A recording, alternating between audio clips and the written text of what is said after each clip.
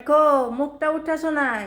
এই দেখো, সারা রাত ঘুমোয়নি কালকে, না ঘুমিয়ে চান টান করে এখন খেতে বসেছে। সারা রাত ঘুমোয়নি। আমি রাতের বেলাতে মাঝ রাত থেকে রান্না করেছি। রান্না আমার অনেকক্ষণ সারা হয়ে গেছে, মনে করেছিলাম একটু শোবো, কিন্তু শোয়া তো হলো না।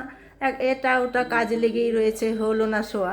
সেই মাঝরাতে ওঠার ভিডিওটাও আমি তোমাদেরকে দেখাবো সোনাই কি করছে। ভিডিও করেছি কিন্তু পোস্ট করা হয়নি। এই দেখো, আজকে রাতেই রান্না করেছি।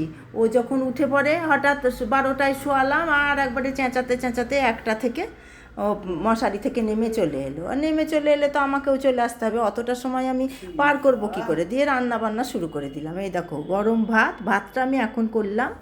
আর এই যে আলু মাখা, আলু মানে চোখা যাকে বলে আর কি, পেঁয়াজ টেঁয়াজ দিয়ে ভেজে মাখা, আর পেঁয়াজ পোস্ত।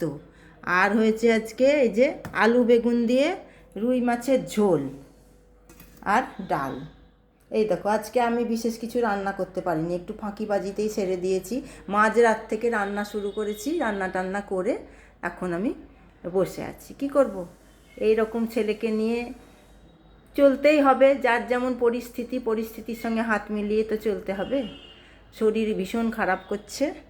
এই দেখো, এখন ওকে খাইয়ে দাইয়ে দিই, দেখি যদি ঘুমোয়। ঘুমোবে তো না, দেখবো যদি একটু ঘুমোয় তাহলে আমি একটু শুতে পাবো, নাহলে আবার রাতেও ঘুমাবে কি না কোনো গ্যারেন্টি নাই। মাঝে মাঝে ঘুমোয়, মাঝে মাঝে ঘুমোয় না। একবারে ঘুমোবে তো একবারে 9টার সময় ঘুম থেকে উঠবে, আর কোনো দিন হয়তো ঘুমোবে না, তো সারা রাত ঘুমোবেই না।